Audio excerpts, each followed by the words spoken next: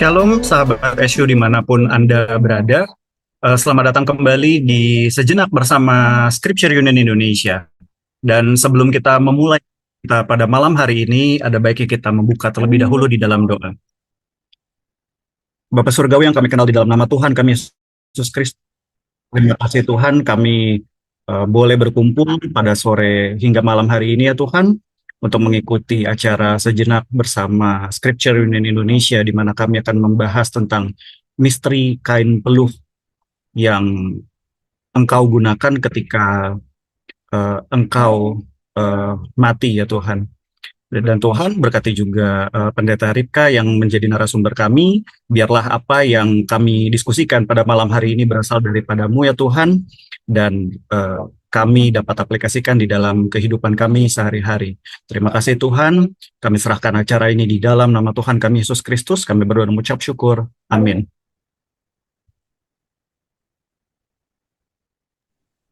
Oke, Oke. selamat sore Mas Teddy. Selamat sore Mbak Restu. Selamat sore Ibu Bapak terkasih. Selamat Paskah. Selamat Paskah semua, betul. Selamat Paskah semua. Oke, Mas Teddy bicara soal Paskah. Kemarin gereja bikin acara apa di Paskah?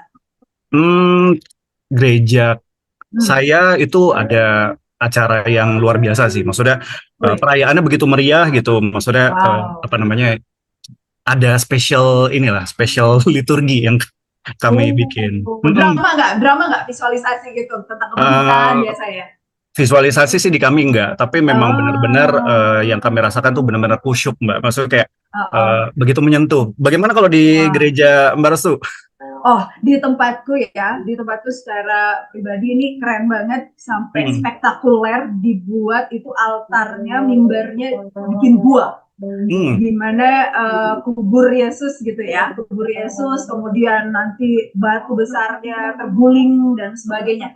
Tapi pas banget waktu itu kan pembacaan Injilnya dari Yohanes 20 nih, ayat 1 sampai 10.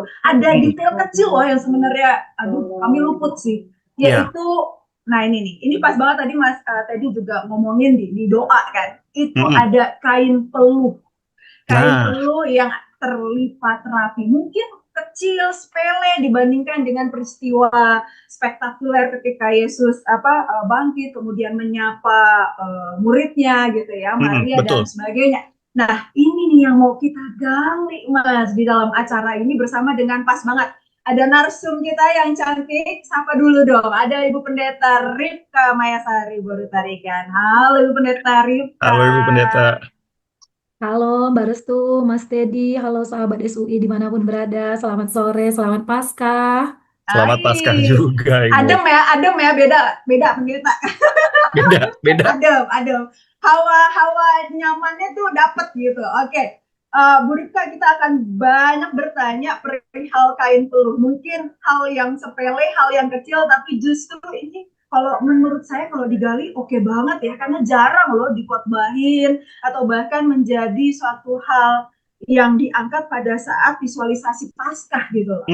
Oke, kita akan bongkar nih Mas Teddy, kita akan gali lebih dalam bersama dengan narsum kita Ibu Pendeta Ripka di dalam acara Sejenak bersama Scripture Union Indonesia. Kita lihat dulu profil SU Indonesia.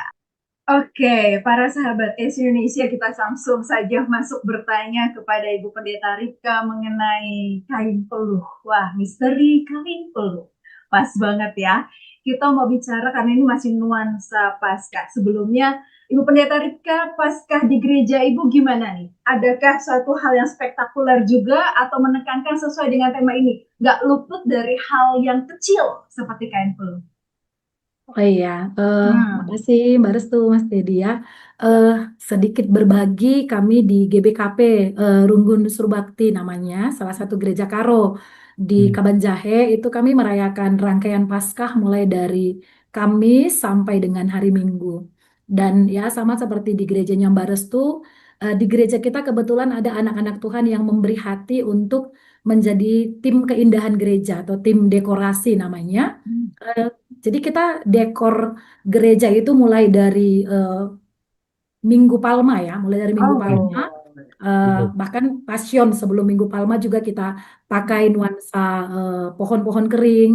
sebagai lambang kekeringan hati di tengah Oh, pas kesengsaraan yang dialami. banget. Wow. Situasional Kemudian, ya, ngerasa belakangnya. benar. Oke. Kemudian dengan nuansa warna-warni dan sebagainya. Tapi benar sama seperti yang Mbak Restu sampaikan, ada satu hal yang menarik ya ketika tim keindahan atau tim dekorasi itu sharing dengan kami. Pendeta kami mau buat Paskah ini dengan kubur kosong, di Hmm. mana di waktu Jumatnya itu dekorasi di depan mimbar itu seperti bebatuan. Bebatuan Oke. yang mana tandus, ada pohon, ada bunga-bunga kaktus dan sebagainya. Kemudian mereka bilang, ntar di hari Minggunya kami mau buka kubur itu, kemudian ada kain yang terurai keluar, kami mau taruh lampu sorot di dalamnya. Kemudian saya bilang begini, oh iya, boleh nggak kita buat satu detail kecil, ada kain yang terlipat rapi di dalamnya gitu. Jadi, oh, Oh. Hmm. gitu ya pendeta? Ya benar, karena kalau di Alkitab, di kitab Yohanes itu ada. Artinya apa? Nah, itu menariknya. Ketika itu kami sharing, saya bilang, nah itu artinya ada sesuatu yang mau Tuhan nyatakan. Oh, Kebetulan di tunggu dulu. ya, Udah ya, langsung ke makna aja. Kita belum nanya maknanya, belum. Bu. Belum. Tenang, Tapi saya nggak jadi akan sampaikan Mbak Restu. Sabar. jadi Oke. pada intinya itu Ya, tim indah ya, tim keindahan itu indah dan indah ya, tim indah itu nggak juga mengamati hal yang kecil itu ya, karena mereka lebih kepada visualisasi dan dekorasi yang memang berbuah gitu ya. Hmm. benar. Jadi Justru ada Bu sesuatu Pendeta yang yang mengingatkan gitu ya. benar, saya akan sampaikan, oh gitu ya. Nah, jadi kebetulan memang di pasca kami sedikit sharing, kalau kita kemarin ada di SBSUI beberapa, kayaknya setahun yang lalu atau berapa tahun yang lalu, itu ada kita buat juga aksi di SBSUI itu kami tunjukkan tentang aksi jemaat ya, yang Hmm. memberi ketika ada pesta panen. Nah, ini Oke. kemarin memang di Paskah kita ajak jemaat untuk boleh berbagi di Paskah ini kepada orang-orang yang di Surbakti itu sebagai tanda petik pendatang. Jadi agama lain yang pendatang. Jadi jemaat di pas waktu Paskahnya datang membawa sejenis sembako setiap keluarga. Kemudian ketika memberi persembahan ke depan, mereka datang menaruh apa yang mereka bawa sebagai oleh-oleh di Paskah Wow. ini untuk nanti dibagikan. Dan menariknya itu kami dekor di bawah kubur kosong sehingga Oh, setiap orang yang menaruh apa ya, oleh-oleh tanda petik itu akan selalu melihat ke dalam. Ada sesuatu di dalam kubur yang kepo terbuka Mas dengan Teddy, lampu kepo. sorot. Iya, Ini bener jadi ada ada siapa? ada hidden message gitu di situ dong. Benar. Iya, Menarik, benar. menarik itu. Terus Ya, lalu begitu lalu kira-kira ketika Mbak Bu Restu. Ripka memberikan eh, apa namanya ide ya, termasuk berarti ide untuk meletakkan kain peluh itu dalam kondisi rapi, berarti Bu Ripka langsung menjelaskan dong maknanya kepada mereka. Nah, ini juga langsung ke maknanya. Jadi maknanya apa? Kenapa harus rapi? Kalau saya baca juga kan berarti itu ketika ini budaya ya, bicara soal budaya di Yahudi kan ketika hendak memakamkan seseorang ada kain kafan gitu ya. Ya seperti agama Hmm. Samawi gitu ya, seperti saudara kita Muslim juga kan dikafankan. Mayat Ya, itu dikafankan kemudian betul. ditutup. Nah, perbedaannya bagaimana? Ini ada kain kafan, kemudian kain peluh, kemudian terlihat ini berbeda, diletakkan berbeda dan terlihat rapi pula kain peluhnya. Jadi makna simbolisnya apa, Bu Pendeta Rita?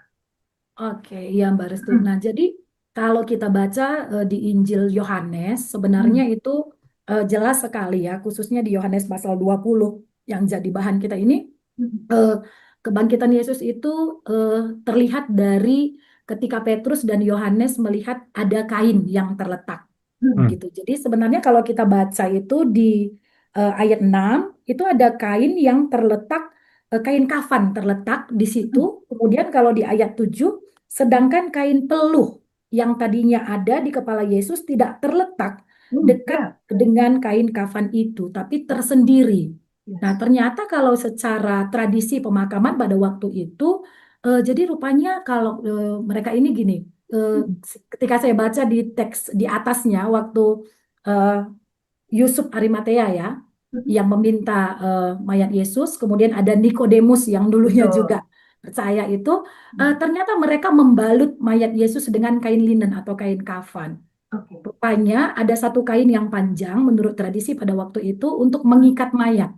Ya, Kemudian ya. diikat, dan kalau di dalam Yohanes pasal yang ke-19 ayat yang ke-39 itu terlihat bahwa ayat 13, 39 dan 40 itu Nikodemus membawa minyak mur, ya, minyak mur dan minyak gaharu, kemudian menyelipkan di balik kain linen itu dalam rangka pengawetan atau perekatan. Itu yang pertama Hmm. untuk kain kafan. Yang kedua, ternyata ada tradisi kain peluh atau disebut juga kain pengelap keringat ya.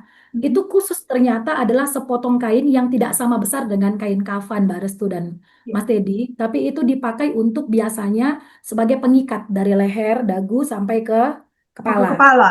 Oh, jadi Ya, lebih kecil gitu ya, atau Bu? lebih kecil atau Hmm. eh, sengaja ditutup nih, ditutup untuk wajah mayatnya supaya kan Hmm. kalau kuburnya mereka ini bisa masuk kita ke dalam dan bisa lihat gitu. Jadi supaya proses pembusukannya itu tidak menyeramkan sekali, jadi wajahnya ditutup. Oke. Itu kira-kira. Memang ada perbedaan antara kain kafan dengan kain peluh. Mm-mm. Mm-mm. Mm-mm. Dari simboliknya itu dengan tertata rapi bagaimana? Tuh. Iya, Penasaran nggak Mas Teddy? Kok, Nah, itu maaf ya, dia. maaf kalau gini kayak kurang kerjaan. Yesus kok ketika bangkit benar-benar. bisa siap-siap untuk melipat gitu. Berarti kan ada maknanya tersendiri ya nggak Mas Teddy? Itu pemikiran saya. Betul. Iya, jadi menarik nih kalau kita gali ya. Kebetulan ini kan saya pakai pendekatan BGA nih. Saya Hmm. Oke. pakai Tunggu pendekatan dulu, tunggu dulu BGA. Ibu Pendeta Iya, Rika. Nggak siap. semua nanti gini-gini di sini para sahabat SU Indonesia tahu BGA itu apa, Bu Pendeta Rika? Oh, Apakah begitu. BGA itu? Iya, boleh sedikit, sedikit dulu, sedikit sebelum kita ada apanya ya, Mas Teddy, sedikit penjelasan dikit aja. BGA itu Dikit apa? ya. Iya, Biar ada BGA itu jembatannya apakah nih. semacam kue ya? Oh, benar, benar, benar, Semacam benar, kue benar. kah? Apa sama dengan bagea kah? Atau bagaimana gitu kan? BGA Eh, itu, nah itu ya oke, pasti terima kasih. sedikit contekan. Ini adalah Sedikit produk dari contekan ya. Speakerinian Indonesia, gitu ya. Oke, selanjutnya Oke. silakan Bu Rika.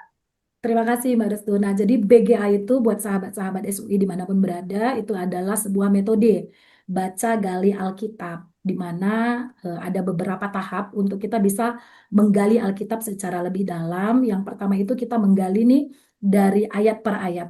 Khususnya ketika kita melihat teks Yohanes 20, BGA itu dengan pendekatan narasi ya, pendekatan narasi, di mana kita melihat siapa nih ada tokoh-tokoh di dalam kisah gitu. Jadi ketika kami mencoba ber-BGA dengan para sahabat, saya pakai pakai kata para sahabat ya, beberapa Hmm. teman-teman pendeta di GBKP, bahkan dengan suami saya, juga sahabat saya, teman sekerja saya di kantor, ketika kami kulik dengan metode BGA, kita menggali nih, apa ya kira-kira yang kita baca dari teks ini gitu. Rupanya ada sebuah kisah dari tiga tokoh yang muncul di sana. Di peristiwa kebangkitan itu ada Maria Magdalena, ada Simon Petrus dan juga ada Yohanes gitu.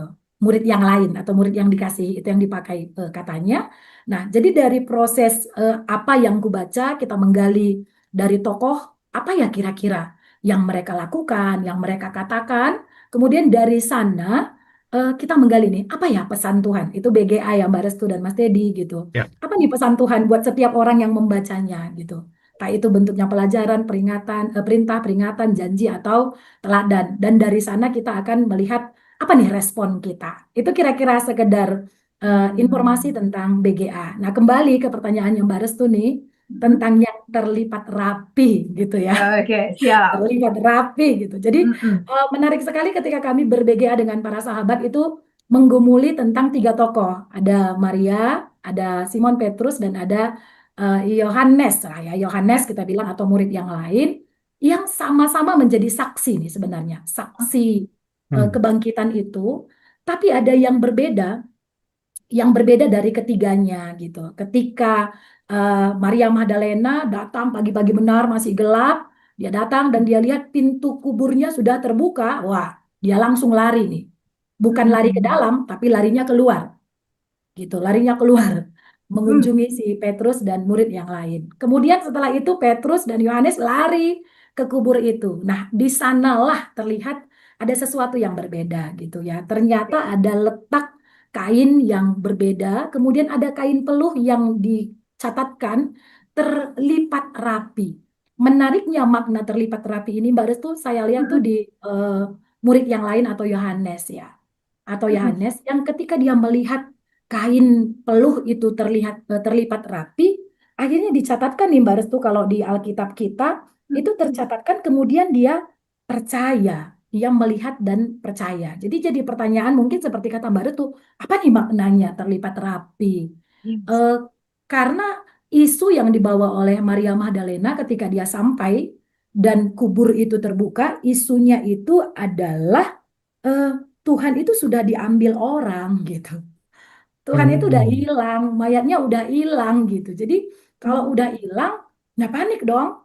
Petrus Pasti. dan Yohanes tuh panik pasti, makanya mereka lari sekencang-kencangnya sampai di sana. Kalau si Yohanes tuh berhenti dulu nih sebentar, nggak tahu nih Hmm. berhentinya mungkin, mungkin karena takut masuk ke kubur, atau mungkin, oh tunggu nih, tunggu Petrus dulu masuk, atau begitu kali.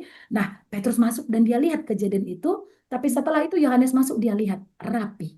Nah, jadi ada yang menarik kalau menurut saya ya, Mbak Restu ya, dengan para Ya. sahabat ketika ber-BGA, kata rapi itu membuat beberapa hal yang mungkin eh, Yohanes akhirnya percaya. Yang pertama gini, Mbak Restu, Hmm. seandainya lah kain peluh itu nggak rapi, berarti benar, jangan-jangan memang mayatnya Yesus itu dicuri. Karena kalau pencuri kan pasti buru-buru nih, Ya ngapain juga Berantakan. dilipat gitu ya, kurang dilipat, kerjaan kurang juga kerjaan Ya. ya. gitu ya.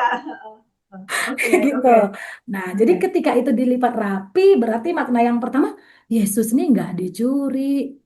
Yesus ini Hmm. nggak dicuri. Itu yang pertama. Yang kedua, ternyata kain kafan itu yang tadinya panjang digulung dengan rempah-rempah, itu katanya ada beberapa penafsir yang bilang, mereka tuh kayak kempes gitu loh, Mbak Restu. Hmm. Seumpama kepompong.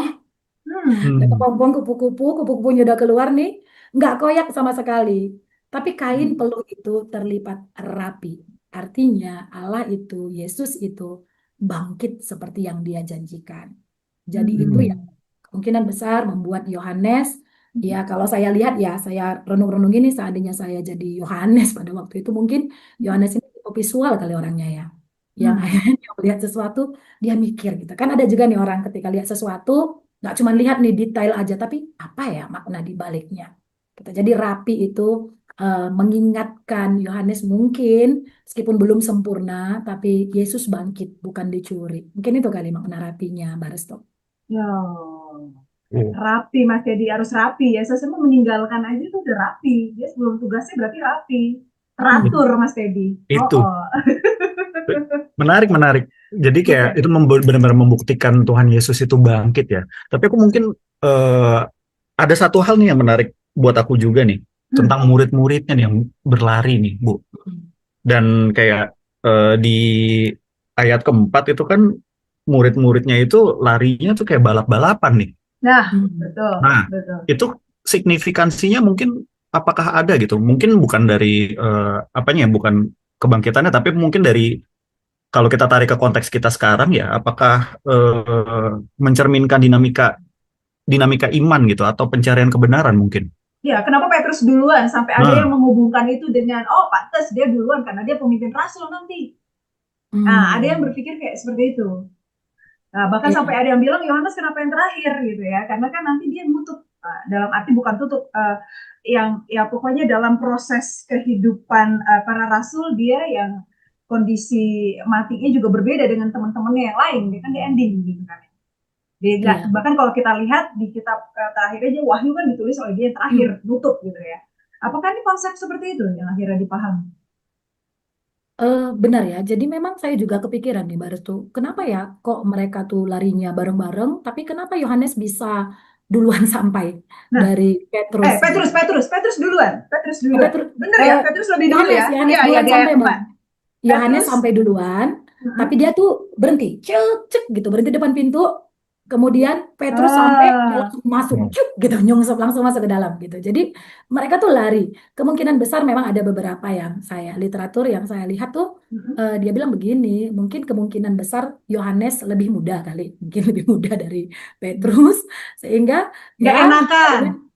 Am, lebih cepat nih larinya, Iya, misal. iya. Atau yang kedua dari aspek psikologi juga kemungkinan besar Mm-mm. gini, gimana ya? Yohanes kan selalu memakai istilah dia adalah murid yang dikasihi gitu ya, Mbak Restu ya. Iya. Dan ada beberapa teks juga khususnya di Yohanes, memang dia kok sering dekat gitu dengan Yesus. Bahkan di hari Yesus disalibkan juga kan Yohanes nih salah satu murid laki-laki yang bersamaan dengan para ibu-ibu di Betul, dekat yang salib itu dampingi, gitu. betul betul. Nah, jadi kemungkinan besar si Yohanes ini memang hatinya yang paling, apa ya, bisa dibilang yang paling dekat dengan Tuhan, yang paling melo lah istilahnya. Jadi ketika Hmm. dibilang Tuhan tuh hilang, bisa jadi. Itu langsung seperti reaksi kita nih kalau ada sesuatu, wah, jadi kecepatan kita di atas rata-rata nih untuk lari. Hmm. Kemungkinan. Karena memang nggak ada Hmm. dijelasin sih kenapa dia lebih.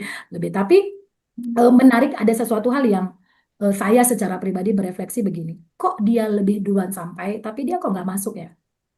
Hmm. Ya. Dia nggak masuk. Petrus nih duluan masuk gitu. Jadi jujur saya nggak tahu nih kenapa si Yohanes nggak langsung masuk. Tapi yang justru jadi sebuah refleksi bagi saya, jangan-jangan ketika dia nggak langsung masuk, kalau di eh, terjemahan Indonesia bahasa Indonesia terjemahan 2 itu TB2, dia dipakai kata menjenguk ya. Kalau di Ya. bahasa Karo, kalau kami di bahasa Karo tuh dipakai kata nungkir. Hmm. Nungkir itu kayak cuma lihat doang, keluar lagi. Itu Oh, itu kalau bahasa Karo nungkir. Nah, jadi oke. dia lihat dia berhenti gitu. Nah, jadi Petrus duluan masuk. Bisa Ya. jadi, mungkin ada beberapa hal ya. Hmm.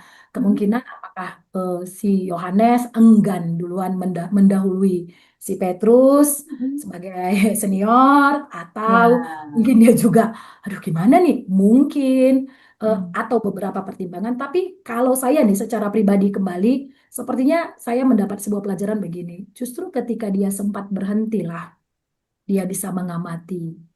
Jadi versi melihatnya jadi Hmm. 2 kali nih, gitu. Kalau tadi langsung masuk, blek, oh lihat gitu. Tapi ketika dia lari, itu kan gejolak tubuh kita tuh kayaknya kuat banget gitu. Kita Hmm. diam dulu, kita lihat, mungkin entah itu yang membuat sesuatu agak berbeda akhirnya. Dia bisa melihat dengan cara yang berbeda. Mungkin itu sih ya, kalau menurut saya secara pribadi nih, Mbak Restu, saya Hmm. bayang-bayangin kayak mana ya mereka dilari, kemudian tiba-tiba Yohanes, Iya, berhenti dia gitu. lebih cepat gitu ya, bahkan lebih cepat dulu sebelumnya daripada Padahal Petrus. dia lebih Tapi cepat. iya, iya, iya, iya. Hmm.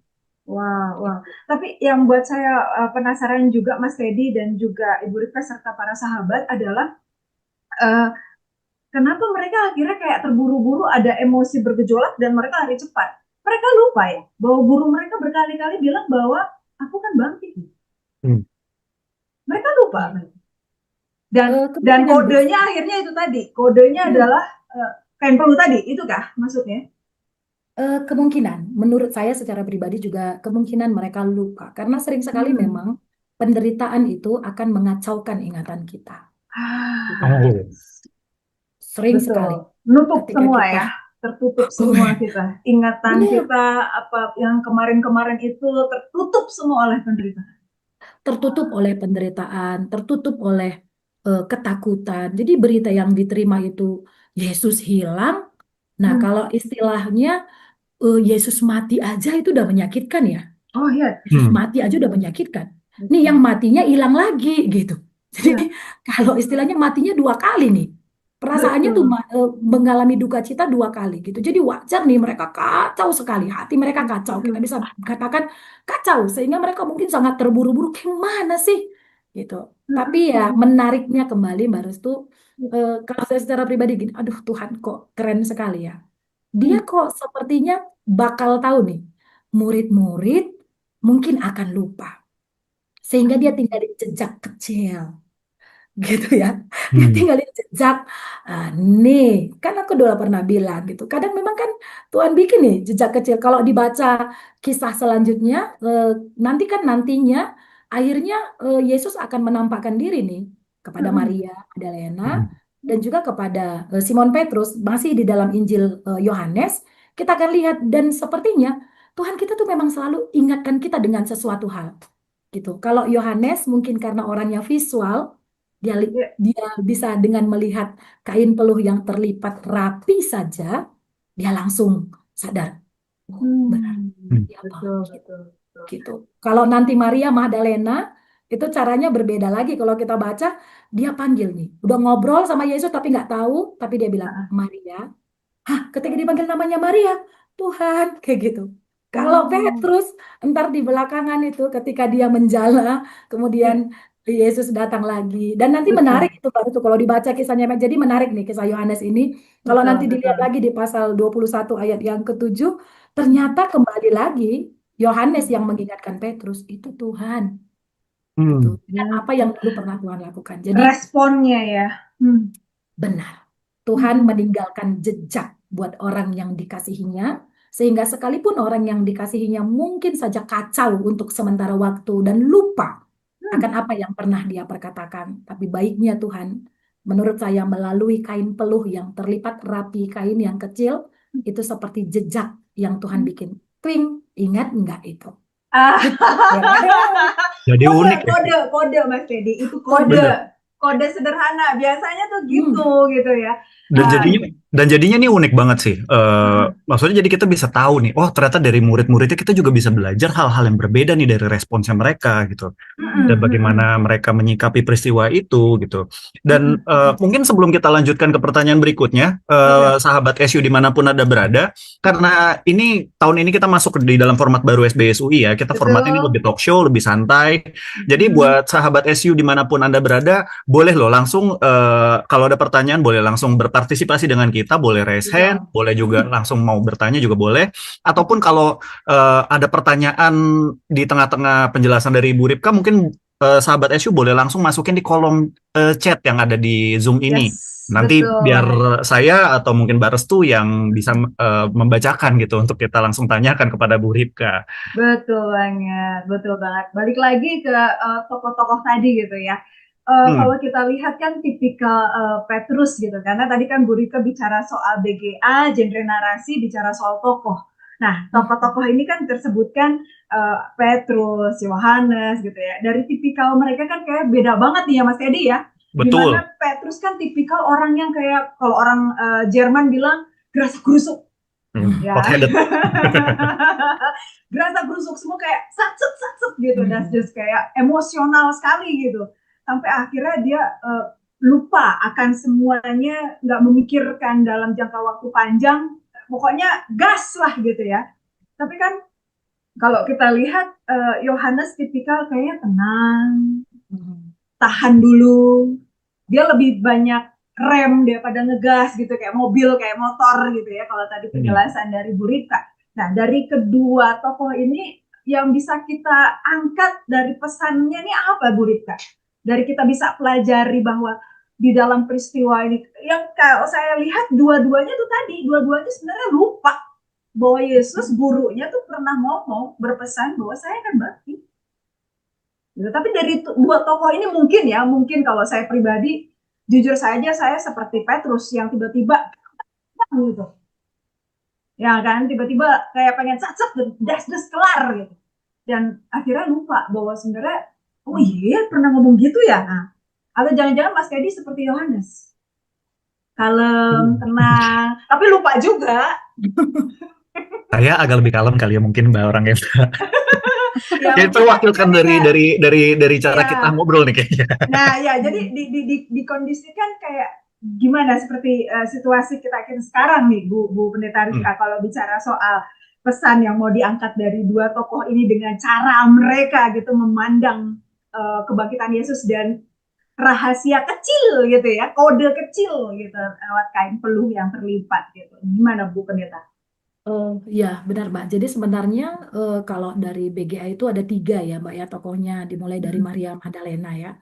Jadi dari Maria Magdalena yang pertama, tapi ya kayak yang saya bilang, yang lari ke kubur itu ya cuman yang 2. Karena Maria Magdalena lihat pintu terbuka, lari gitu. Itu juga kan sebagai gambaran orang-orang yang terkadang mungkin karena dia sangat mengasihi Tuhan sih sebenarnya, dari Maria Magdalena juga. Tapi ketika ada sesuatu yang membuat dia kayak gitu, takut, akhirnya dia lari. Yang kedua dari Petrus dan juga dari Yohanes. Benar, kalau kita lihat kan memang sangat berbeda ya. Petrus nih tipe orang yang sebenarnya militan, tapi sedikit reaktif ya, sedikit reaktif. Sehingga dia gampang sekali bereaksi atas sesuatu, gitu, gampang. Mulai dari waktu Yesus ngomong aja, anak manusia tidak bisa tidak dianiaya. Misalnya tidak bisa tidak diserahkan dan menderita, dia langsung oh nggak bisa Tuhan, nggak mungkin, nah gitu kan, langsung reaktif. Waktu Yesus ditangkap juga kan kemungkinan Petrus langsung, woi, angkat pedang, woi. Kemudian waktu Yesus ngomong juga, aduh Petrus, ntar kamu juga bakal ini tidak akan kamu akan menyangkal aku. Oh enggak, kalaupun orang lain menyangkal ya aku enggak gitu. Jadi memang dia tipenya reaktif. Tapi sering sekali Tuhan juga koreksi ya apa yang dia lakukan gitu. Mungkin itu yang membuat dia langsung lihat apa nih yang terjadi, apa nih menganalisa gitu. Jadi memang kalau dalam terjemahan bahasa aslinya kan kata melihat itu sama-sama melihat. Petrus ini pakai kata teori gitu. Jadi artinya dia melihat, mengamati, menyelidiki, mungkin sekedar melihat fakta. Dia Ya, mungkin ya. orangnya logika. Itu apa nih yang langsung dilakukan? Sementara Yohanes sama seperti yang Mbak Rutu sampaikan, sama dia juga punya emosi nih ketika eh, Yesus dikatakan hilang, mungkin dia juga kacau, dia juga takut, tapi eh, dia tipe yang mungkin lebih tenang gitu dan lebih visual. Kalau tadi saya pakai istilah Petrus reaktif, tapi menurut saya secara pribadi nih Yohanes lebih reflektif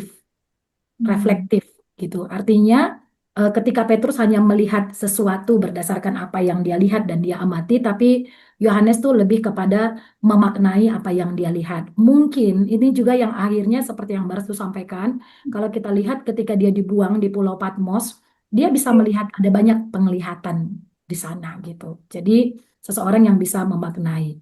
Meskipun ya tidak serta-merta orang yang tenang itu ya jalannya lambat. Buktinya tadi dia kan lari lebih cepat nih. Iya, betul, betul, betul. Buktinya dia lari lebih cepat gitu. Tapi apa nih yang membuat dia berbeda? Pesannya kalau saya sih yang menemukan bersama dengan sahabat begini. Apapun keadaannya untuk mencari sebuah kebenaran, berlarilah lebih cepat. Oke. Tapi Wow. berhentilah sejenak supaya kamu bisa memaknai sesuatu. Gitu. Jadi nggak cuma Betul. asal lari gitu. Lari benar, kita perlu bergerak. Dalam pelayanan kita perlu bergerak cepat. Bahkan lebih cepat ya dari Petrus tadi Yohanes.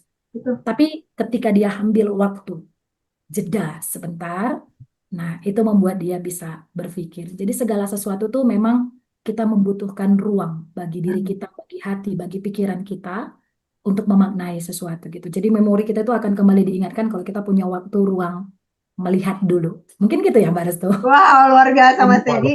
Pas banget Iya. nih, Bu Rika, Bu Pendeta, teman-teman sahabat-sahabatku, sahabat Indonesia, Mas Teddy ini pelari. Iya, Suka lari dia. Jangan lupa pesan Bu Rika tadi. Lari boleh lebih cepat, tapi ada jeda dulu. iya. Betul. Nafas dulu, lihat dulu. Oke, gimana tadi Mas Teddy? Gimana? Menarik. Saya terkesima sebenarnya saya lebih terkesima ke Yohanes ya. Maksudnya kita tahu dari tadi pembicaraan kita tadi itu Yohanes lebih observant, lebih lebih melihat gitu. Dan makanya dibuktikan bahwa dia mencatatkan nih detail kecil dari Ya, kain peluh itu nih di dalam perikop yang kita baca nih. Dan mungkin secara naratif kan kita tahu ini sebagai hint. Koreksi saya kalau saya salah ya, Bu. Ya. Secara naratif kan kita tahu ini sebagai hint atau kode gitu dari Tuhan betul. untuk memberitahukan kepada murid-muridnya dia telah bangkit gitu. Nah, tapi apakah ada makna teologis yang lebih dalam daripada itu untuk kain peluhnya nih?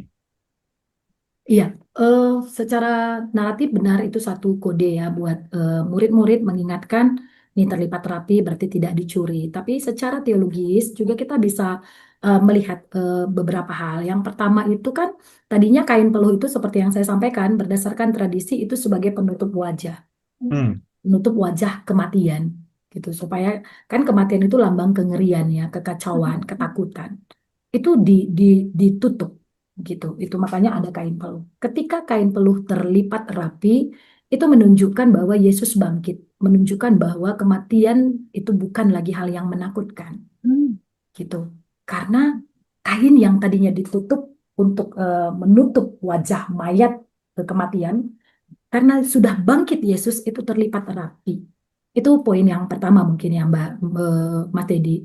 Nah, Hmm. bagian yang kedua ada satu tradisi kuno yang mengatakan bahwa eh, dulunya ketika di meja makan itu ada tuan yang makan, gitu kan, dilayani oleh para hamba-hamba budak gitu misalnya.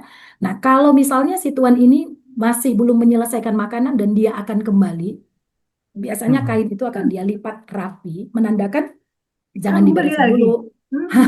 Ntar aku Hmm. kembali lagi gitu. Jadi Nah, secara teologis itu juga mungkin memiliki sebuah makna menurut saya bahwa kain peluh yang terlipat rapi itu menjadi sebuah simbol bahwa dia akan kembali nih gitu. Yang pertama dia benar bangkit, yang kedua dia akan kembali. Parusia. Parusia, benar. Meskipun nanti kan kalau kita baca selanjutnya tuh teks itu bilang nih, sebab selama itu mereka belum mengerti kitab suci yang mengatakan bahwa ia harus bangkit dari antara orang mati gitu. Kalaupun pemahaman murid-murid itu belum sempurna, tapi paling tidak Allah sudah membuka jalan. Yesus sudah membuka jalan buat mereka memulai untuk mengingat apa yang dia pernah sampaikan. Mungkin itu kali. Oh, wow. Luar biasa banget. Ternyata ternyata lebih deep dari yang kita kira nih nilai teologis ya. Bayangkan hanya lembar kain peluh yang kecil gitu ya, terlipat rapi tapi dua makna yang sangat luar biasa dan dalam. Mungkin yang sering kita skip gitu ya kalau ada acara Paskah, tapi ternyata ini ada pesan yang begitu luar biasa mau yang disampaikan oleh Allah, kode gitu ya. Tapi Pendeta Ripka dan Mas Teddy serta sahabat bisa dikatakan nggak bahwa ini adalah kode atau tanda diam dari kemenangan Kristus atas maut atau kematian. Bisa dikatakan seperti itu nggak? Bahwa kain peluh itu adalah dia kode bagi orang-orang tertentu yang apa namanya bisa mengamati, karena ini kan benda kecil. Sering sekali kita kan segala sesuatu melihat pasti yang besar, spektakuler, tapi ini kode ini kecil gitu ya, tapi ini ada diam lagi, diam terlipat rapi, tapi sebenarnya ini sebenarnya kode atau tanda diam dari bentuk kemenangan Sang Kristus atas maut itu. Karena kan tadi ya Bu Pendeta Rifka kan mengatakan bahwa kain peluh itu untuk menutup mayat ya, mereka meninggal. Tapi berarti kan bicara soal maut. Tapi ini juga bicara soal kebangkitan tadi kan, pengertian pertama. Jadi kemenangan atas maut. Kode kecil, kode tanda diam dari Allah. Begitu kan? Bisa dikatakan? Boleh dikatakan seperti itu gitu. Saya setuju. Kenapa? Kita lihat ketika Yesus masih hidup, Mbak Restu dan Mas Teddy serta sahabat SUI, Yesus banyak diikut oleh orang atau karena mujizat-mujizat yang dia lakukan secara spektakuler, gitu ya. Karena dia Populer karena mujizat ya. karena mujizat gitu. Akhirnya banyak orang yang ikut nih, mengikut dia gitu, jadi followersnya. Meskipun di antara itu ada orang yang menjadi muridnya, tapi dengan tanda diam yang seperti Mbak Restu sampaikan, itu hanyalah untuk orang-orang yang secara khusus, kalau saya secara pribadi, memaknai kebangkitan Yesus dari kematian.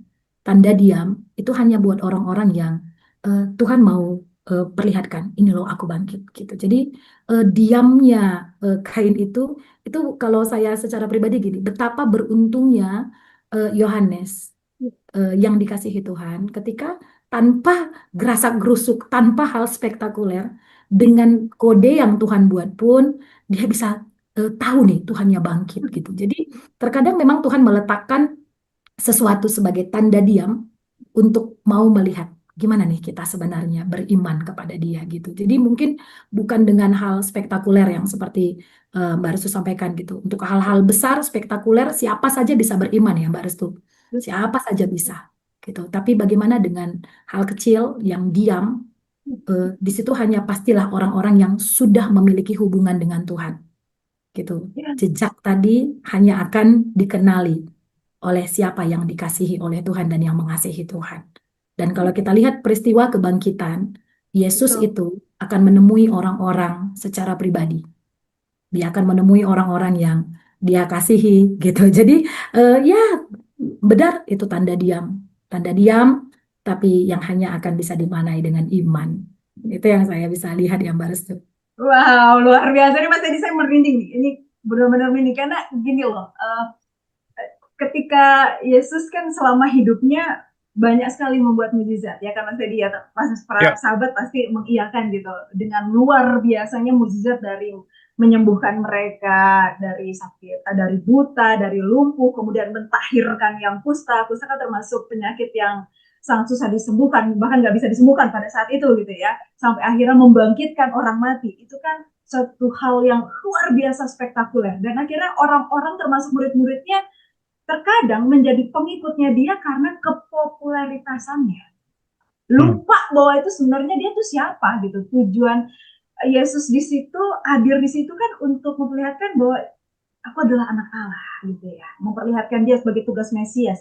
Tapi terkadang kita hanya terpesona karena melihat hal yang spektakuler itu. Nah, tadi Hmm. Bu Pendeta menegaskan bahwa suatu hal yang kecil itu terkadang kita luputkan. Jadi mereka yang bisa memahami hal yang kecil dan diam itu, disitulah sebenarnya Allah sedang berbicara, bukan sesuatu hal yang dar der dor gitu ya, bukan satu hal yang wow gitu, tetapi hal yang sederhana, hal yang kecil, bahkan hal yang terlihat senyap dan diam. Wow, Mas Edi. Ini udah luar biasa. Ini dalam banget nih pesan yang mau diangkat hanya dari selembar kain. Wow. Keren loh para sahabat. Jika para sahabat juga merasakan sedemikian kehebatan pesan Allah yang justru terlihat sederhana tapi begitu dalam, monggo bisa share perasaannya, rasanya, atau bukan lebih dalam pertanyaannya, silahkan di ruang chat atau mau raise hand, silahkan. Jangan malu-malu, kita sama-sama satu saudara, kita sahabat di sini gitu ya. Betul. Jadi jangan terpana karena melihat kecantikan Bu Ripka dan penuturan Yes. yang sangat luar biasa. Oke, wah. Mas Teddy gimana nih jadinya? Kalau menurut Mas Teddy? Jujur, apa namanya ya, saya cukup speechless gitu, dan saya melihat bahwa ternyata, oh Allah nih gede banget ya, maksudnya begitu luar biasanya ya. Dan mungkin saya jadi pengen tahu nih, menurut apa namanya, menurut pandangan Bu Ripka nih, bagaimana kisah kain peluh ini sebenarnya menyingkapkan karakter Allah sebenarnya. Karakter Allah. Ini kan kayak very detail gitu, bener-bener to the minute detail gitu, detail terkecil gitu. Apa yang bisa digambarkan dari kisah ini tentang Eh, karakter Allah? Kalau saya melihat dari kisah ini, memang dari awal itu Allah kita adalah Allah yang teratur ya, Mas Didi. Kita lihat mulai dari penciptaan tuh Allah itu Allah yang rapi banget gitu. Betul, teratur Jadi Allah banget. kita memang Allah yang rapi gitu, Betul. yang benar-benar prepare nih buat semuanya gitu. Termasuk dengan ketika Yesus mati dan bangkit pun Allah prepare sekali gitu. Kita lihat kan di minggu-minggu Passion tuh kita peringatin bahwa sebelum kematiannya sendiri Yesus sudah persiapan di murid-muridnya. Dia sudah bilang nih sebenarnya detail. Tapi ya benar seperti yang Mas Dedi sampaikan, Allah seperti apa kalau saya melihat ya Allah yang sangat mengenal kita. Allah yang sangat mengenal pribadi murid-muridnya. Yesus masih di situ aja mereka udah lupa gitu. Kan nggak mungkin nih kalau Yesus udah mati mereka nggak lupa. Nah jadi ya saya melihat memang luar biasa Tuhan kita itu yang sangat mengenal karakter kita, pribadi kita. Dan tetap mengizinkan dirinya untuk boleh dikenal oleh kita dalam keterbatasan kita. Gitu. Jadi dia tahu murid-murid mungkin akan lupa. Dan ya pasti lupa, karena udah pengalaman nih, Yesus kan udah pengalaman sering sekali mereka lupa gitu. Jadi baru dibilang juga kemarin mereka lupa gitu. Nah akhirnya ketika Yesus mati ya Yesus meninggalkan detail jejak tadi, jejak kecil untuk mengingatkan kembali gitu. Nah bukankah dalam hidup kita sekarang juga ya Tuhan kenal kita. Kalau saya secara pribadi nih tipe saya juga sering juga lupa gitu ketika datang masalah, saya lupa nih, aduh kok banyak sekali bebanku. Tapi sering sekali Tuhan mengingatkan saya secara pribadi nih Mas Dedi dari banyak hal. Dari banyak hal. Misalnya nih contoh, ketika saya pernah merasa kesepian, aduh kok saya kayaknya merasa jalan sendiri nih. Kan pernah juga ya kita sebagai pelayan Tuhan kayak Elia yang burn out gitu, merasa sendiri. Lelah Iya. sampai. Tiba-tiba nih Mbak Restu WA saya, halo Cinta, apa kabar? Aku rindu.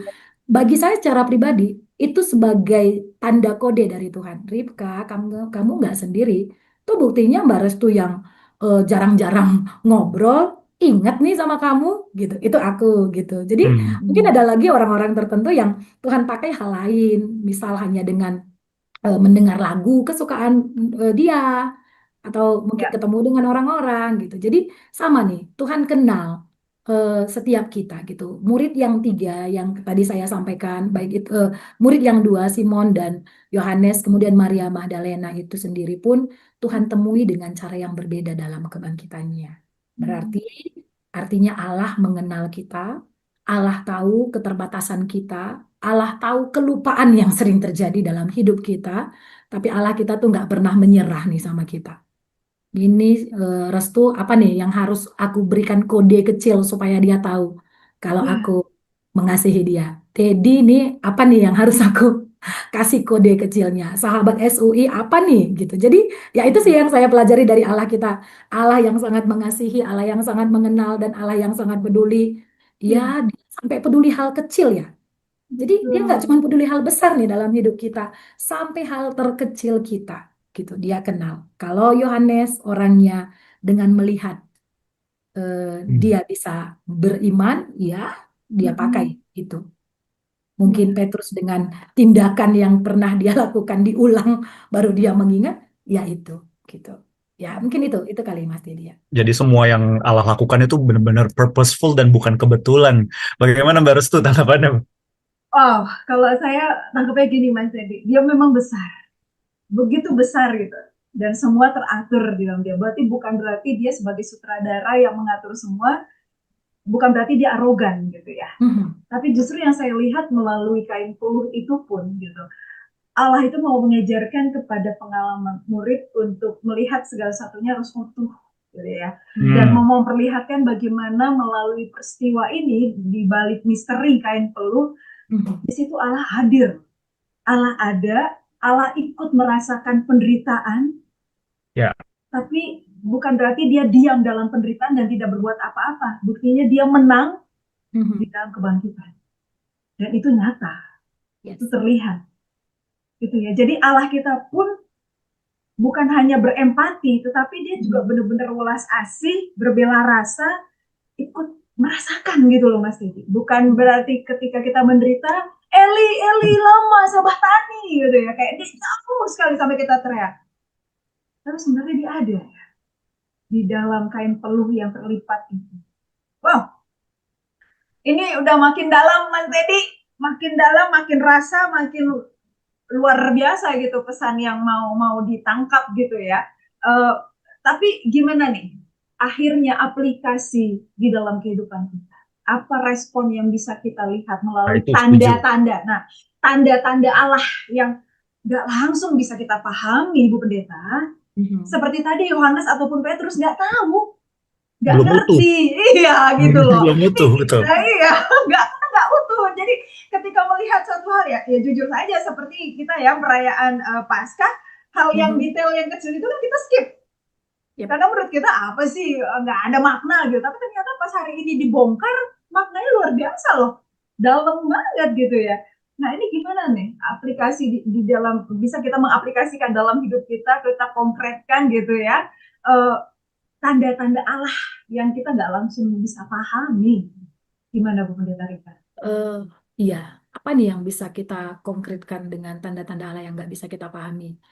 Satu hal yang eh, saya pelajari dari kedua murid ini, Petrus dan Yohanes, mereka menemukan tanda ketika memang mereka berlari ke sana, gitu. Jadi yang pertama tuh se sekacau apapun atau mungkin eh, sebingung apapun kita, setidak mengerti apapun kita, poin yang pertama yang tetap harus kita lakukan ya datang kepada Allah.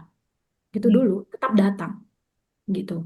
Kalaupun kacau sekacau kadang kan kita nih nunggu aduh hatiku masih kacau nih, hatiku belum belum beres nih gitu.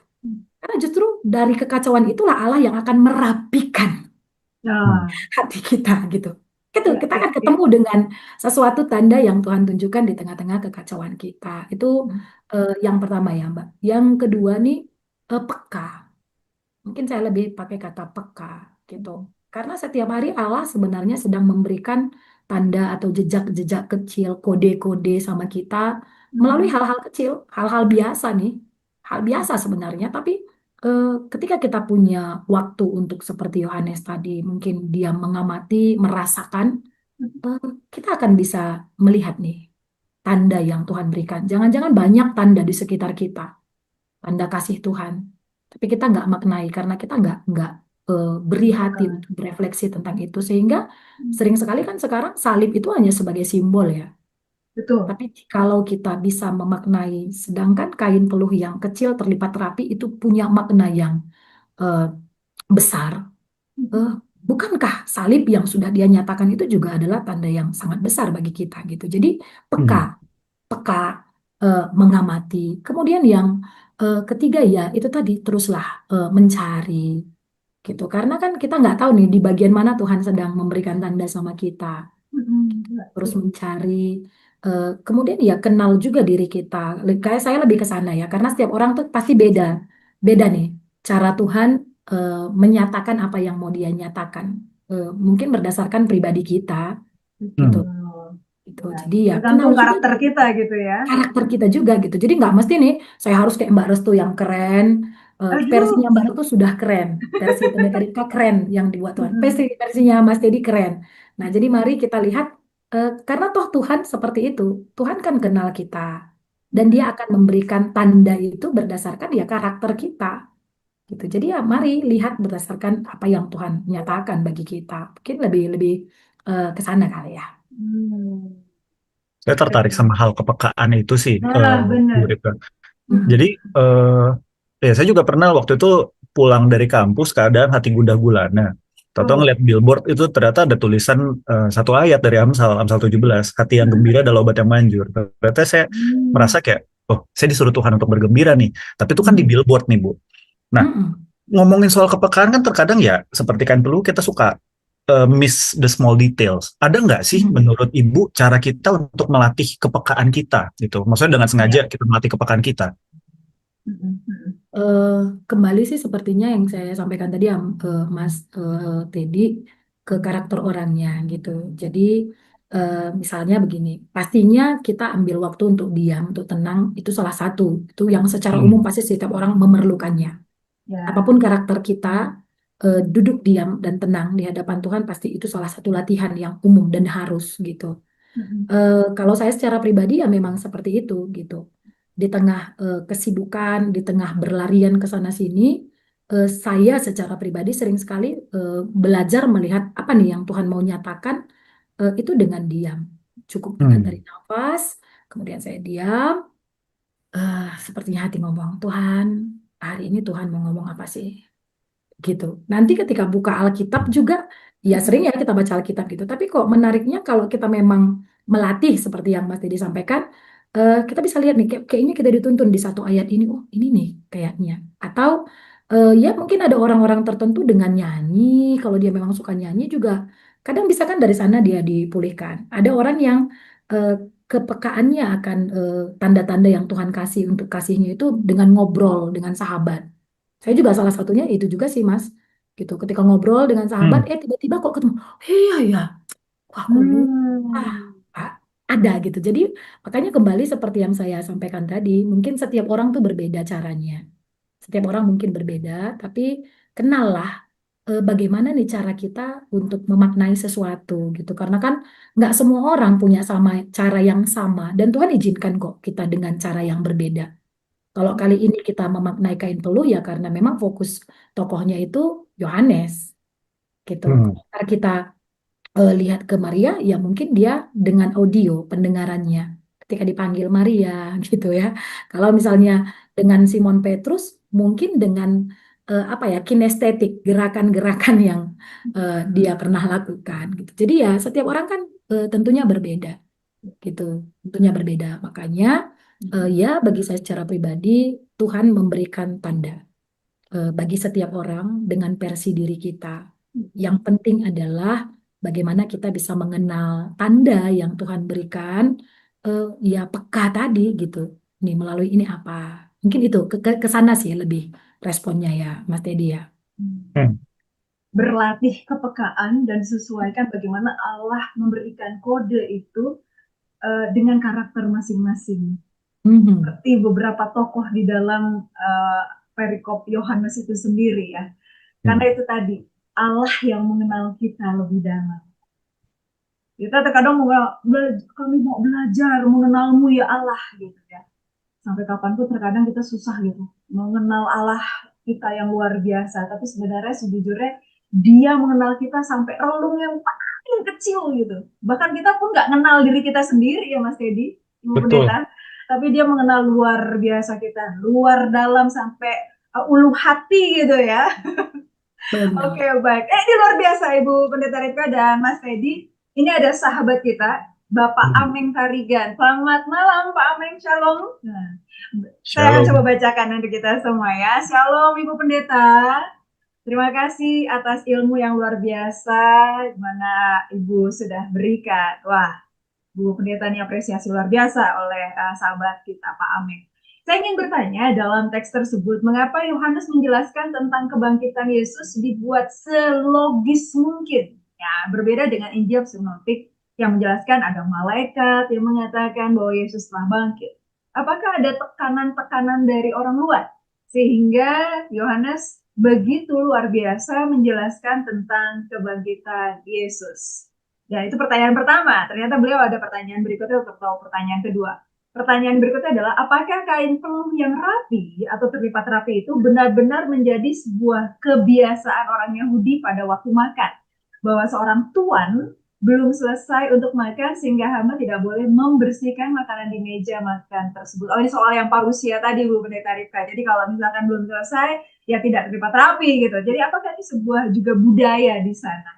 Oke, terima kasih Ibu Pendeta. Bagaimana Bu Pendeta Iya, Rifka? terima kasih buat sahabat SUI yang sudah bertanya ya. Jadi untuk poin yang pertama, mengapa Injil Yohanes itu sepertinya lebih logis, lebih berbeda dari ketiga Injil yang lain gitu. Jadi kalau saya melihat, karena begitu, Yohanes menamai dirinya di Injil itu adalah sebagai murid yang dikasihi. Kalau nanti kita baca di Yohanes 21 ayat yang 24 itu di kata penutup dituliskan begini.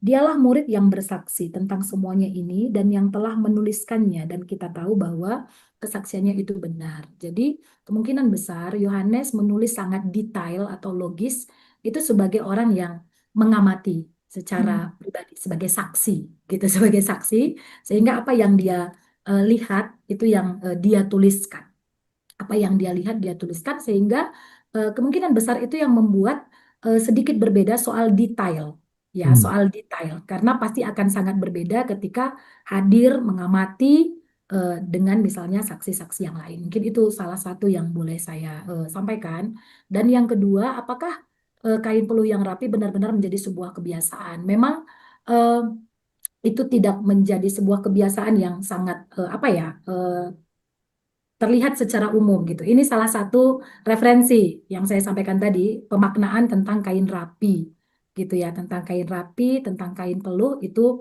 sebuah tradisi kuno yang kemungkinan. Jadi itu memang eh, penafsiran ya, penafsiran yang tidak mungkin bukan berkembang sekali pada waktu itu, tapi begitu tradisi. Jadi kalau kita melihat sesuatu kan kita nih sebagai penafsir gitu, kita melihat "Oh, apa ya, kenapa ya kayak gini, apa ya maknanya. Itu kan setiap orang pasti punya makna tertentu, tapi kita bisa belajar. Oh, tapi dulu ada nih tradisi seperti ini. Jangan-jangan ini juga salah satu gitu. Tapi yang pasti kita mengimani dari apa yang Yesus sampaikan bahwa yang pertama bahwa Dia bangkit mengalahkan kematian. Itu artinya kain peluh yang terlipat rapi. Yang kedua ada janji. Itu yang Yesus sampaikan bahwa Dia akan kembali gitu. Jadi dari sanalah kita belajar gitu. Memang kita boleh belajar dari beberapa tradisi dan sebagainya, tapi kembali pastinya iman kita akan berdiri dari apa yang Yesus sendiri sampaikan bagi setiap orang yang percaya. Mungkin seperti itu kali ya. Terima kasih. Yes, luar biasa Ibu Pendeta Rifka. Semoga sahabat kita, Bapak Ameng Tarigan bisa puas gitu ya untuk jawabannya. Karena luar biasa ya Tuhan kita adalah melalui pendekatan yang dekat dengan manusia. Dalam arti yang dekat dengan kehidupan sehari-hari. Budaya yang dipakai. Tradisi. Nah, supaya kita cepat menangkap maknanya gitu ya. Luar biasanya Yesus kan juga dia tidak ketika dia berbicara kepada si A dengan budaya yang berbeda, dia begitu dekat. Kepada B yang beda budaya pula dia menggunakan pendekatan yang berbeda. Jadi inilah keistimewaan Tuhan kita gitu ya. Dia tidak meninggalkan sesuatu yang dekat dengan manusia supaya bisa cepat bisa dipahami maknanya. Wow, luar biasa Mas Teddy. Luar biasa. Itu juga luar biasa ya. Dan Ibu Sihar Sihombing, Ibu Pendeta Rifka. Iya. Saya baru tahu istilah metode BGA. Oh, Itu dapat berkat tersendiri. Waduh, ternyata beliau juga penasaran apa sih kepanjangan BGA itu. Dan tadi kan kita sudah nyinggung-nyinggung, walaupun tadi Bu Rifka memang di awal gitu menjelaskan BGA, tapi mungkin beliau ingin tahu lebih dalam Bu Pendeta. Gimana nih? Silakan Bu Iya. Nira jelaskan. Ya, terima kasih Ibu Sihar Sihombing ya, sahabat SUI. BGA itu adalah Oh, Bapak, mohon Oh, maaf. Bapak rupanya. Oh Mohon Bapak, maaf, mohon maaf Bapak, mohon Bapak, maaf. Bapak siar maaf, maaf, maaf, maafkan Mohon saya. maaf, Bapak. Ya, BGA adalah baca, gali, Alkitab, Pak. Baca, gali, Alkitab. Di mana ini sebuah metode kita diajak untuk membaca Alkitab berulang-ulang berulang-ulang, kemudian kita mengidentifikasi, kalau dalam narasi kita akan mengidentifikasi tokoh, dan memang ada beberapa genre dalam BGA ya, dalam metode BGA, tapi yang pasti dalam narasi kita menggali. Nanti kalau Bapak ketemu dengan eh, Injil, kitab Injil itu banyak tokoh-tokoh di sana karena narasi, kita bisa lihat nih siapa tokohnya, kemudian apa yang dia katakan, apa yang dia lakukan, dan dari sana kita kemudian akan mengidentifikasi nih ke dalam hati kita. Kalau tadi Alkitabnya yang kita gali, sekarang kita gali nih ke hati kita. Rasa. Kira-kira, rasanya apa nih gitu? Apa pesan Allah kepadaku gitu? Dari apa Hmm. yang sudah kita baca berulang-ulang, apa nih pesan Tuhan kepadaku? Gitu. Jadi setelah kita merasakan apa nih pesan Tuhan kepada kita, kemudian apa nih respon yang mau aku lakukan gitu. Jadi ini salah satu metode yang menolong kita Pak untuk bertumbuh, semakin mengenal firman Tuhan, semakin mencintai firman Tuhan dan semakin menghidupi firman Tuhan sehingga hidup kita berbuah. Mungkin itu sedikit ya Pak ya tentang BGA. Terima kasih Pak Wah, Sihombing. luar biasa. Mohon maaf ini sambil ada suara latar di saya karena sebentar lagi mereka akan azan. Jadi kalau bisa kami persingkat dengan analogi perumpamaan, ini sebenarnya BGA ini adalah produk dari S Indonesia, dari Indonesia.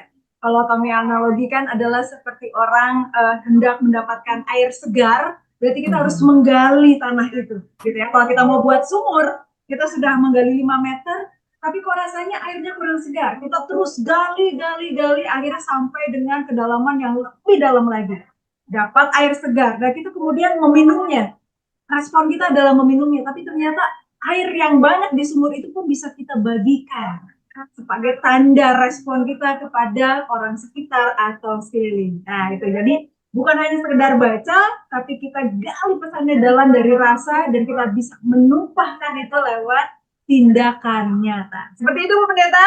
Benar sekali. Benar. Mantap, luar biasa Mas Teddy. Oke, sudah pukul 7 malam lewat 8 menit. Tak terasa 1 jam loh pembicaraan kita ini luar biasa. Hanya dari selembar kain peluh yang terlipat rapi, yang bahkan disepelekan karena kecil, menjadi pembicaraan yang begitu dalam gitu ya Mas Teddy. Ini sepertinya Mas Teddy juga kondisinya lagi azan juga nih. Betul.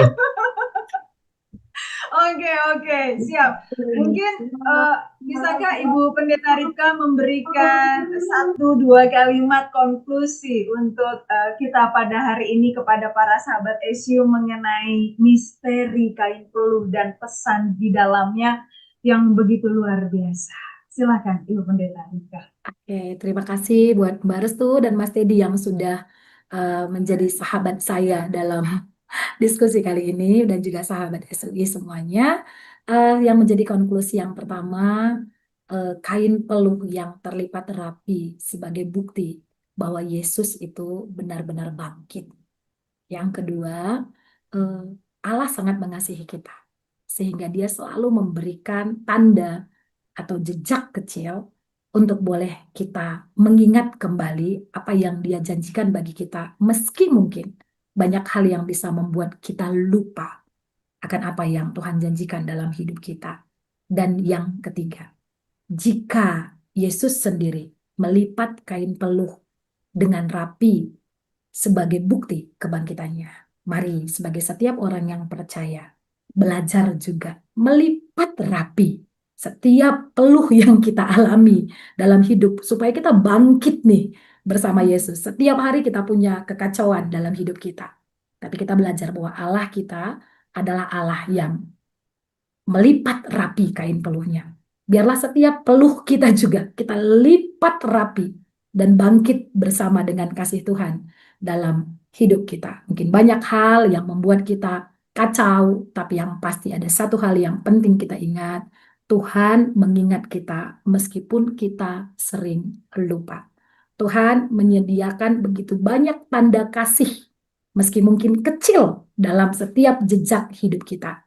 Yang penting adalah bagaimana kita melihat, bagaimana kita peka, dan bagaimana kita bisa semakin mengenal Tuhan melalui hal-hal kecil yang kita alami setiap harinya, melalui sapaan sahabat kita, melalui senyuman keluarga kita.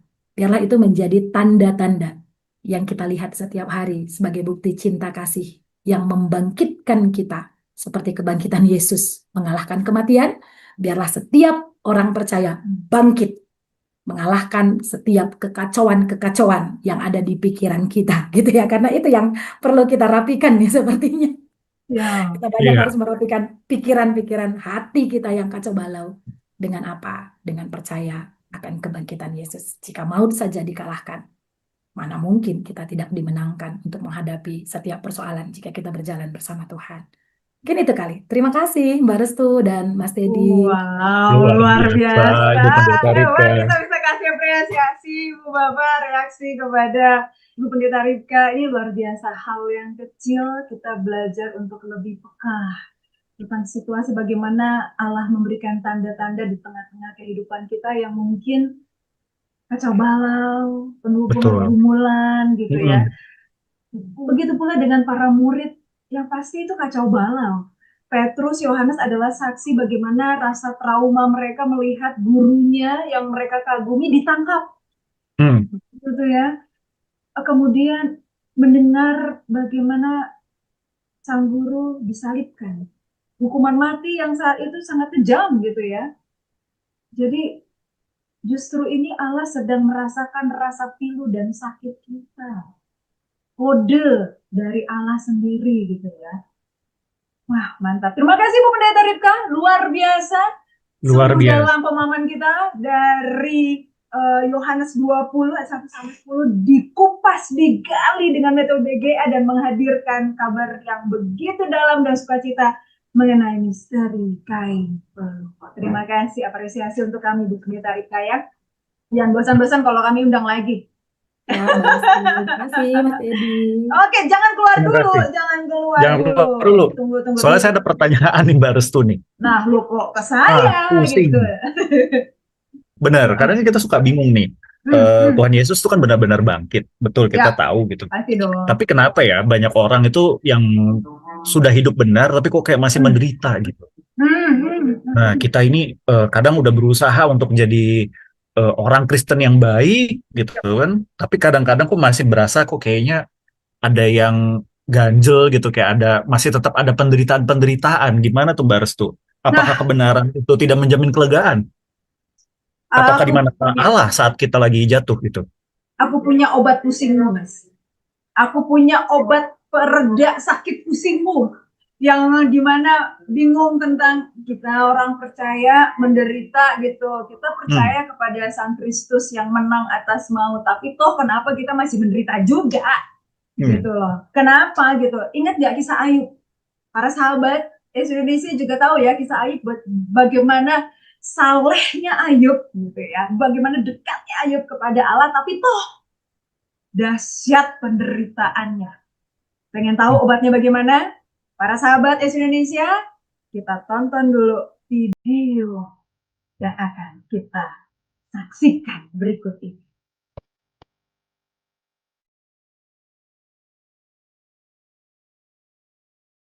Allah adalah sumber segala sesuatu. Tiada yang terjadi tanpa kehendaknya. Apakah kita percaya bahwa di balik semua peristiwa buruk atau menyakitkan yang kita alami, ada maksud Allah yang baik bagi kita?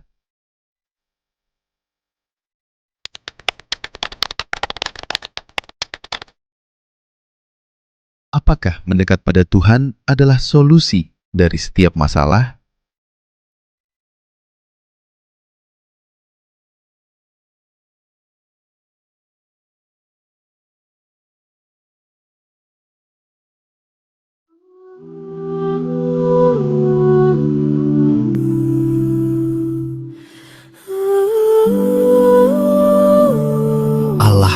mengizinkan luka adalah Allah yang menyembuhkan.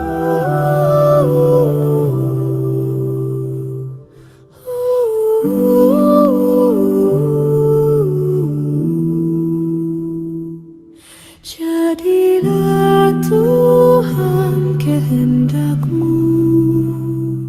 Penderitaan atau kesulitan yang barangkali kita lihat atau alami saat ini akan menjadi penguatan yang membangkitkan dan mengobarkan pengharapan kita akan kasih Allah. Kehendak-Mu. Jadilah Tuhan kehendak-Mu. Jadilah Tuhan kehendak-Mu. Jadilah Tuhan kehendak-Mu. Nah, itulah Mas Teddy. Itu salah satu obatnya. Wah. Jadi ada karya luar biasa. Nah, ini wujudnya dari buku Merekah Seperti Fajar. Ini adalah renungan yang diangkat dari kisah Ayub. Tapi ingin lebih lengkapnya lagi pas bersama dengan kita, inilah penulis buku dari MSF2 ini. Ibu Inawati Teddy, selamat malam Ibu. Selamat malam, Selamat Ibu malam Ina. Mbak Restu, selamat malam Teddy. Wah, Ibu terima kasih sudah bergabung dengan kami di sini. Ibu, kupas sedikit dong Bu tentang buku ini berisi tentang apa Bu? Karena jujur saja walaupun kita merayakan Paskah, kami orang percaya mengatakan Yesus bangkit menang, tapi sebenarnya kami mesti bergumul Bu dengan penderitaan. Gitu. Gimana Bu Inawati tentang buku ini juga? Ya, buku ini kan sebenarnya lebih ke arah berisi renungan ya. Jadi ada 52 renungan yang semuanya diambil dari kitab Ayub. Nah, kenapa kitab Ayub? Ya, karena saya diminta untuk menuliskannya dari kitab Ayub ya. Tetapi saya memang ketika diminta langsung setuju karena memang Ayub itu kan berbicara tentang penderitaan. Ya, dan kita tahu sebagai manusia berdosa yang sudah jatuh dalam dosa, walaupun sebagai orang percaya kita juga masih jatuh bangun di dalam menghadapi dosa kita juga hidup di tengah-tengah orang berdosa, ya tidak mungkinlah tidak menderita, ya. Dan memang kenyataannya Alkitab juga sudah mengajarkan bahwa bahkan orang percaya itu tetap harus hidup dengan susah dan pada akhirnya akan mati. Dan itu menggaranti penderitaan di dalam kehidupan kita. Karena itu kenapa saya pikir ya kitab Ayub pasti akan sangat relevan kepada setiap kita. Karena di dalam dunia ini siapa sih yang tidak menderita ya. Bahkan kemungkinan banyak dari kita merasakan hidup itu kok lebih banyak penderitaan daripada sukacitanya bahkan sebagai orang percaya. Jadi kitab Ayub ini berisi 52 renungan yang boleh dikatakan diambil dari setiap pasal lah kitab Ayub. Cuman memang ada pasal-pasal yang saya lihat sangat penting. Jadi ada pasal-pasal yang mungkin berisi 2 atau 3 renungan ya. Sedangkan kebanyakan pasal memang jadi diambil satu renungan dari sana. Nah, saya itu mencoba untuk mengambil tema-tema yang berbeda. Karena itu sebelum menulis saya sudah memetakan gitu supaya jangan kemudian ada judul-judul tema-tema yang kemudian tumpang tindih ya. Karena itu kalau saudara lihat tema-temanya itu sangat bervariasi. Nah, inti daripada tema-tema yang saya ambil itu adalah berbicara tentang mungkin keadaan ya, apa yang dirasakan Ayub cukup banyak ya. Dia merasa Allah berlaku tidak adil terhadap dia merasa dijauhi oleh semua orang.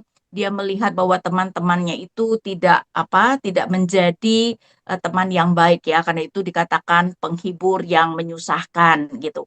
Nah, tetapi juga yang saya senang dengan kitab Ayub itu adalah keberaniannya untuk bergumul dengan Tuhan.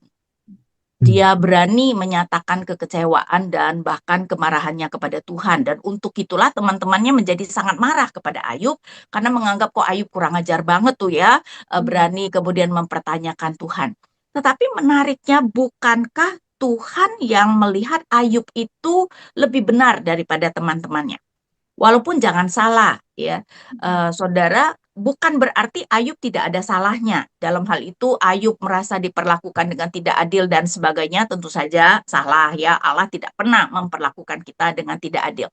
Tapi ini masalahnya yang kemudian kita bisa melihat relevansinya dengan setiap kita.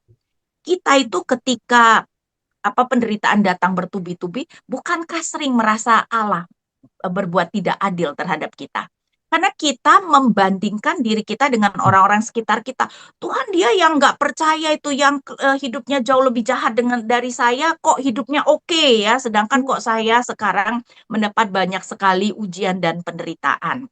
Karena itu kita juga bisa merasa Allah tidak adil.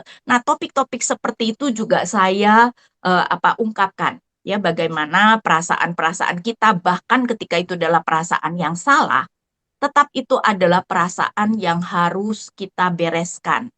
Karena itu doktrin-doktrin yang penting juga berkaitan dengan itu, tentu saja doktrin kemahakuasaan Allah, doktrin Allah sebagai first cause dari segala sesuatu, karena dia adalah Allah yang maha kuasa, dan bagaimana seharusnya kita juga berani dengan jujur bergumul dengan Allah. Nah, itu juga menjadi tema-tema yang sengaja saya pilih. Jadi saudara, 52 renungan dan dengan tema yang cukup bervariasi. Jadi saya harap bahwa ini bisa menjawab mungkin ya pertanyaan-pertanyaan yang ada pada setiap kita yang bergumul dengan penderitaan kita. Tapi memang di awal juga ada sebuah esai ya, esai singkat sih, berbicara tentang mengapa manusia menderita, dan itu mungkin saya lebih berbicara secara teologis tuh. Kenapa manusia menderita? Ya karena kenyataannya kita adalah manusia-manusia yang sudah jatuh dalam dosa. Berbicara juga mengenai apa yang penting saat ini, yaitu berbicara tentang mental health ya, tetapi saya tidak membahasnya secara psikologi, saya membahasnya bagaimana kita berespon terhadap mental health lebih ke arah apa yang sebenarnya dikatakan di dalam Alkitab. Karena memang ini tentu saja sangat berkaitan dengan bagaimana supaya kita itu bisa menjalankan kehidupan dengan baik. Kita itu tidak bisa, tidak bisa mengontrol apa yang akan terjadi. Betul. Tapi kita bisa mengontrol bagaimana respon kita terhadap apapun yang terjadi, dan itu yang menjadi fokus saya ya, supaya kita itu bisa berespon dengan baik. Nah, bagaimana supaya kita bisa berespon dengan baik? Saya juga memberikan sedikit masukan di dalam esai yang diberikan ya. Jadi itu sebenarnya pada dasarnya inti daripada buku ini ya. Jadi kitab tentang penderitaan melalui kitab Ayub. Oke. Atau bisa dikatakan begini nggak, Bu Ina, bahwa Luar buku biasa. ini menghadirkan penggalian firman Tuhan, khususnya dari kitab Ayub, yang dirancang untuk menolong kita sebagai pembaca untuk memiliki cara pandang yang lebih positif tentang penderitaan itu. Betul sekali, betul sekali. Ya. Karena memang itu kuncinya ya. Kita tidak bisa merancang supaya tidak menderita. Gimana caranya? Kan nggak mungkin. Penderitaan itu kan bukan kita cari ya. Penderitaan sendiri gitu kan. Betul. Jadi mau tidak mau kita yang harus berupaya bagaimana bisa meresponi dengan baik. Jadi itu memang, dan kita belajar dari kitab Ayub bagaimana Ayub berespon terhadap penderitaannya. Wow, luar biasa. Luar biasa. Ini Saya karya harus luar beli ini. biasa ya. Harus beli para Saya sahabat. harus beli ini. Tadi dulu Luar. pertanyaan Mas Teddy, beli di mana gitu? Kalau kita Nah. lihat di sini lambangnya ini ya, itu sama dengan yang di belakang saya, karena memang ini adalah produk dari Scripture Union Indonesia. Dan bersama dengan kita ada Pak Aksi Bali, beliau adalah Sekjen dari S Indonesia. Pak Aksi, bagaimana Pak dengan produk kita yang luar biasa ini, karya dari Bu Inawati? Oke, ya, thank you Bu Inawati untuk bukunya. Saya sangat bahagia dengan terbitnya buku ini karena secara jujur sebelum saya bergabung dengan SU sebenarnya saya sudah bermimpi begitu ya untuk membuat satu seri mereka seperti Fajar dari Kitab Ayub, karena dulu sebelum bergabung dengan SU saya pelayanan di rumah sakit ya, di rumah sakit Siloam, dan kita sering membagi mereka seperti Fajar yang sebelumnya itu ke pasien-pasien begitu ya. Dan waktu itu saya bermimpi, aduh alangkah baiknya ini ada satu yang khusus ya membahas tentang kitab Ayub ya, eh, penderitaan begitu, bagaimana kita merespons penderitaan. Dan kemudian setelah saya bergabung dengan Esyu dan saya mewujudkan itu ya dengan tim literatur ya, itu ide saya yang pertama, kita harus melanjutkan mereka seperti Fajar yang kedua ini dan khusus membahas kitab Ayub. Dan tentu saja kami langsung mengingat Ibu Inawati Teddy untuk menulis ya buku ini. Nah, saya membaca sebagai pembaca terakhir sebelum diterbitkan buku ini, dan saya melihat eh, 52 renungan yang ditulis oleh Ibu Inawati Teddy ini menurut saya luar biasa. Luar biasanya apa? Yang pertama adalah meskipun ini adalah sebuah renungan, sebuah tulisan refleksi begitu ya, reflektif, tetapi penggalian maknanya itu masih sangat kental sekali begitu ya. Jadi di dalam renungannya itu rata-rata 2 halaman atau 1,5 halaman begitu ya. Eh, tetapi di dalam renungan yang singkat itu, saya melihat yang pertama penggaliannya eh, apa ya, tentu saja Bu Inawati sangat expert ya di dalam Perjanjian Lama, dan tidak meninggalkan penggalian itu begitu, tetap sangat kental. Tetapi di saat yang bersamaan juga memberikan relevansi yang sangat relate dengan realita, dengan kehidupan nyata kita sehari-hari begitu. Jadi tidak hanya sampai pada penggalian, pada teori, tetapi bagaimana mengaplikasikannya di dalam kehidupan kita. Saya rasa ini salah satu kekuatan dari buku ini begitu ya. Dan saya percaya bahwa buku ini bisa membantu kita untuk menjadi teman di dalam pergumulan-pergumulan yang kita hadapi, di dalam berbagai penderitaan yang mungkin kita hadapi di dalam kehidupan kita. Saya percaya bahwa buku ini akan menjadi berkat bagi setiap pembaca, dan akan menjadi eh, satu buku yang sangat spesial di dalam menemani kita di dalam perjalanan iman kita di dalam mengikut Tuhan. Jadi sekali lagi thank you Bu Inawati, dan saya harap buku ini bisa bermanfaat dan menjadi berkat bagi banyak pembaca dari Scripture Union Indonesia. Terima kasih, Tuhan berkati. Terima kasih Pak Aksi. Ini Terima kasih, Pak Aksi. bagaikan oase di tengah gurun penderitaan. Terima kasih Bu Inawati. Terima kasih Pak Aksi. Terima kasih. Terima Oke. kasih. Kayak saya beneran harus pesen nih, langsung pesen nih ke Mbak Restu nih. Gas. Nah, Silahkan langsung. Tapi ngomong-ngomong nih Mbak, ini Ya. buat sahabat SU nih, kita kasih apa nih? Ah iya dong, ini kan tanda kemenangan. Yesus bangkit, ditambah lagi kabar sukacita mengenai buku SU kan? Ya, hasil dari Betul. tulisan Bu Ina, kayaknya harus dikasih sesuatu hal yang sukacita. Gimana? Betul. Dikasih Kayaknya kita kasih 2 eksemplar buku MSF ini buat yang tadi. keren. Nah, Tadi ada siapa yang nanya itu? oke, kita lihat dulu. Siapa Mas Edi ya? Oh, ada Pak Ameng Tarigan. Yes, kepada Pak Ameng dan Selamat satu Pak Ameng, lagi. dan satu lagi Pak Sihar Sihombing. Selamat. Oke, ini dia. Selamat kepada Pak Ameng Tarigan dan Pak Sihar Sihombing. Para sahabat yang menginginkan buku ini, segera hubungi dan pesan di Scripture Union Indonesia. Indonesia. Nggak akan rugi ya Mas Edi? Betul. Nggak akan Apalagi rugi. penulisnya luar biasa. Dosen saya. Apalagi kalau misalkan Bu Inawati atau Pak Aksi gratis ke kita ya. Betul. Itu Jangan lebih lupa hilang lagi rasa umumin penderitaan. diskonnya. Jangan lupa Betul. umumin diskonnya. Nah, diskonnya juga tambah lagi ya. Bu Ripka mungkin harus beli untuk jemaah. Nah, Ya, saya pasti beli nih. Saya akan beli Bu. langsung Oh. ya dipesan, catat. Ya, oke. Nah.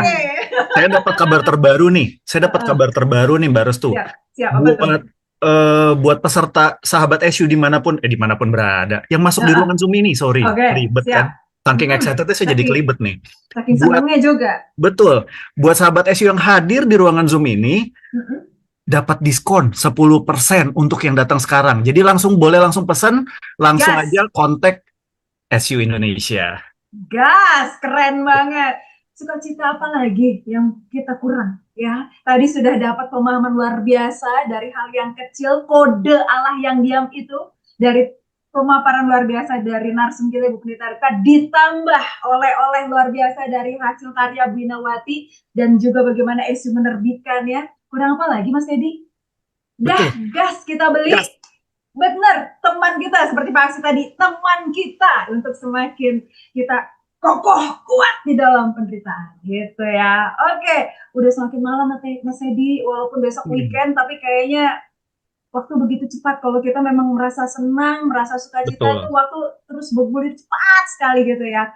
Kita akan tutup Ibu Bapak perjumpaan kita. Terima kasih. Kita sudah menghabiskan waktu kurang lebih 1,5 jam, tapi kita tidak menghabiskan dengan percuma, tapi banyak oleh-oleh yang bisa kita dapatkan, gitu ya. Kita bisa share ke teman-teman kita, sahabat kita, dan acara kita ini bisa disaksikan lagi ya Mas Teddy. Di mana Betul. Mas? Di YouTube SBS UI. Ya. Jadi jangan lupa subscribe di semua akun sosial media Scripture Union Indonesia. Yap, gitu. Jadi kalau mau mendengarkan lagi penuturan, penjelasan materi dari Ibu Pendeta Rika dan juga penjelasan buku dari Mereka Seperti Fajar yang sudah dituturkan oleh Ibu Inawati, yuk gabung lagi di YouTube Scripture Union Indonesia. Oke, di hari Rabu kita sudah up di pukul 5 sore. Dan kita akan segera tutup acara kita hari ini dengan mohon kesediaan Ibu Pendeta Rika tutup dalam doa. Silakan Ibu Rika. Kita bersatu di dalam doa. Kita berdoa. Bapa, kami bersyukur buat kesempatan baik pada hari ini. Kami boleh bertemu dengan semua sahabat SUI dimanapun berada. Kami boleh bersama-sama menggali tanda cinta Tuhan melalui misteri kain peluh. Kami juga bersyukur buat Ibu Ina yang boleh bersama-sama dengan kami untuk boleh meluncurkan buku. Biarlah ini juga boleh menjadi berkat buat setiap anak-anak Tuhan dimanapun berada. Kiranya Engkau yang terus memberkati pelayanan Scripture Union Indonesia supaya semakin dipakai Tuhan menjadi alat kasih Tuhan bagi setiap orang. Berkati setiap sahabat-sahabat SUI yang boleh bergabung pada hari ini. Biarlah Engkau senantiasa menemukan mereka dengan cinta kasih-Mu. Kami akhiri sesi ini di dalam nama-Mu, Tuhan kami, Yesus Kristus, Juru Selamat kami. Amin.